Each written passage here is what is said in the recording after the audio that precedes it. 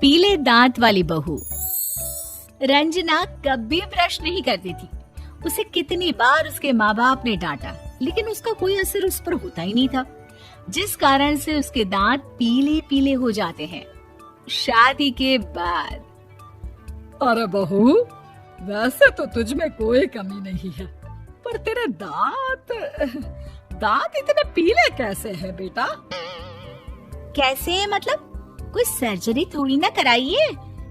वो तो क्या नाम, मैं ब्रश नहीं करती थी तो पीले हो गए। अब क्या करूं? आप कहें तो लाल करवा लूं या फिर काले? यार ये क्या है, क्यों माँ से लड़ रही हो? लड़ रही हूँ? अरे मैं लड़ रही हूँ या ये बोल रही है कि दांत पीले हैं, पीले। अरे तपस्या थोड़ी ना की है इन्हें पीले करने के लिए। बकायदा ब्रश नहीं किया है 20 साल तक, तब जाकर। छी, कैसी बात कर रही हो? ये उस वक्त तो पीले नहीं थे जब हम लोग तुम्हें देखने आए थे। अरे तब साफ करवा लिया होगा डेंटिस्ट के पास जाकर। अब देखो कैसे पीले पीले लग रहे हैं। रंजना सास की तरफ गुस्से से देखती है। फिर शुरू हो गई पीले पीले पीले। अरे पीले तो तब भी थे जब मेरे हाथ का रसगुल्ला उड़ा उड़ा कर खा रही थी और बोल रही थी, लड़की नहीं गुणों का खजाना दे रहे भाई साहब आप। खैर, अब वो लोग करते भी तो क्या करते, पीले दांत वाली बहू पल्ले पड़ी थी तो झेलना तो था ही। एक दिन कीर्तन में रंजना गाना गा रही थी। अरे कमला बहन, माँ का द्वार है, यहाँ तो सब शुद्ध होकर आते हैं, फिर अपनी बहू को ब्रश भी नहीं करवाती तुम। दूर से पीले पीले दांत भक्ति में बाधा उत्पन्न कर रहे हैं। और कोई 2 साल के बच्चे थोड़ी ना लेकर आई हूँ मैं बहू बनाकर। अच्छी खासी लड़की है, अरे कैसे करवाऊं ब्रश? ये तो उसे खुद करना चाहिए ना। अब माँ बाप तो इसके जैसे तैसे निपटा दिए, ये नहीं सोचा कि सास कैसे संभालेगी। सास बहू को लेकर घर आ जाती है, लेकिन सोच लेती है कि अब इसे लेकर कहीं नहीं जाएगी। अगले रोज बहू कहती है, अरे क्या हो गया, मंदिर नहीं जाना क्या? कीर्तन का वक्त हो रहा है। मेरी मधुर वाणी से कान्हा जी जागते हैं और सोते हैं। आप तो जानती है ना उनकी भक्ति में कितना मन लगता है मेरा। वो क्या है ना, तबीयत ठीक नहीं लग रही है मेरी, आराम करूंगी मैं। तबीयत ठीक नहीं लग रही? अभी तो मिथुन के गाने पर नाच रही थी आप, और अब बोल रही है कि तबीयत ठीक नहीं लग रही। अरे भक्ति में मन लगा लो सासू माँ, ऊपर जाना है, क्या मुंह दिखाओगी आप? हाँ?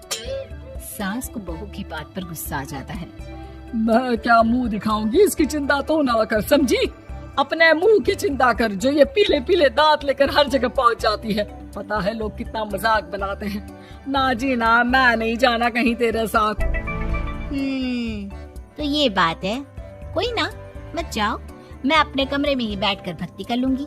ऊपर वाला दांत थोड़ी ना देखता है, मन देखता है, भावना देखता है। और अरे बस बस, तू सब कुछ दिखा, बस ये सफेद चमकदार दांत ना दिखाना किसी को, है? जा यहाँ से। बहू को सास की बात का कोई फर्क नहीं पड़ता, वो तो जैसी थी वैसी ही रह जाती है। सुबह नहाकर किचन में खाना बनाना, फिर खाना खाना, कीर्तन भजन करना और सो जाना। एक दिन, माँ जी मैं सहेली के घर जा रही हूँ, शाम को लेट आऊंगी।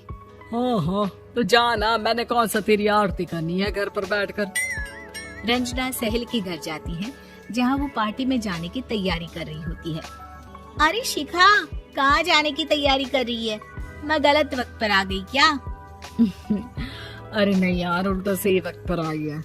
मैंने ये साड़ी और ज्वेलरी निकाली है यार, शाम को इनके ऑफिस की एक पार्टी में जाना है। बताना कैसा लग रहा है ये सब? नहीं यार, इस ड्रेस के साथ तो वो वाली ज्वेलरी अच्छी लगेगी। हाँ, सही बोल रही है, मैंने ध्यान ही नहीं दिया। वैसे तो हमेशा से मस्त फैशन सेंस रखती है। तो बड़ा जाती होगी ना पति के साथ पार्टी में। रंजना कुछ नहीं बोलती, बस सोचती है कि यार काश ये बात सही हो जाती, पर मैं क्यों नहीं जाती पार्टी में? क्या इन लोगों की कोई पार्टी होती नहीं होगी? रंजना घर आती है और रात में पति से सवाल करती है, एक बात बताइए, आप मुझे किसी पार्टी में क्यों नहीं ले जाते? क्या आपके यहाँ ऑफिस में पार्टी नहीं होती? पति बेचारा क्या कहता कि दांत पीले हैं तुम्हारे इसलिए। अरे कोई पार्टी होती नहीं हम लोगों के ऑफिस में, तो कहाँ से लेकर जाऊं? और मार्केट, मॉल, कहीं वीकेंड घूमना, कहीं तो। अरे यार सारे हफ्ते में एक छुट्टी मिलती है, तो सोचता हूँ कि आराम ही कर लूं। क्यों? रंजना मन मार के रह जाती है। पहले कभी सास के साथ मंदिर जाया करती थी, लेकिन वो भी सास ने ले जाना बंद कर दिया। घर बैठी बैठी रंजना बोर हो जाती है। तभी उसे आइडिया आता है और वो मायके जाने का सोचती है। सासू माँ, 2 दिनों के लिए मम्मी के घर जा रही हूँ। अच्छा अच्छा ठीक है, आराम से जा। और हाँ, माँ से कुछ अच्छी आदत सीख कर आना कि कैसे शरीर के हर भाग की तरह दांतों की सफाई भी जरूरी होती है, समझी? शुरू हो गई ना आप। वो लोग आपकी तरह नहीं है कि छोटी छोटी बात का बतंगड़ बना दे। उन लोगों के लिए मैं मायने रखती हूँ, ना कि मेरे पीले पीले दांत। रंजना माँ को बिना बताए उन लोगों को सरप्राइज देती है, लेकिन जैसे ही वो दरवाजे पर पहुँचती है, अंदर देखती है कि घर वाले कहीं जा रहे होते हैं। अब माँ, काश रंजना दीदी के दांतों वाली प्रॉब्लम नहीं होती, तो वो भी हम लोगों के साथ चलती ना बुआ जी की बेटी की शादी में। हाँ बेटा, लेकिन अब उसे कौन समझाए कि उसको उसके पीले दांत नहीं दिखते, लेकिन उसके आसपास के लोगों को कितना एम्बैरेसिंग फील कराते हैं। मुझे तो कितनी बार उसके स्कूल की टीचर ने शिकायत की कि उसके साथ कोई लड़की बैठना भी नहीं चाहती, और ना ही कॉलेज में कोई उससे बात करना चाहता था। लेकिन पता नहीं क्यों उसे ये बात समझ में ही नहीं आती। कोई कमी नहीं है उस लड़की में, बस यही कि दांत पीले हैं। वो तो भला हो जीजा जी और उनकी माँ का, जो दीदी को जैसी है वैसे ही रखा हुआ है। रंजना को अपने घर वालों की बात सुनकर बहुत दुख होता है। वो सोचती है कि वो क्या करे, लेकिन फिर वो सीधा डेंटिस्ट के पास जाती है, अपने दांत चमकाती है और कसम खाती है कि वो रोज ब्रश करेगी। अरे क्या हो गया? तुम तो 2 दिनों के लिए गई थी ना, पर कोई ना, अच्छा है, चलो आ गई तो।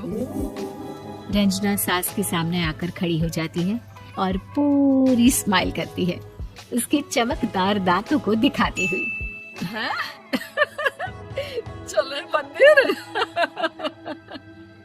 माँ, मुझे माफ कर दीजिए, मैंने आप लोगों को बहुत एम्बैरेसिंग फील करवाया। मैं आज से रोज ब्रश करूंगी।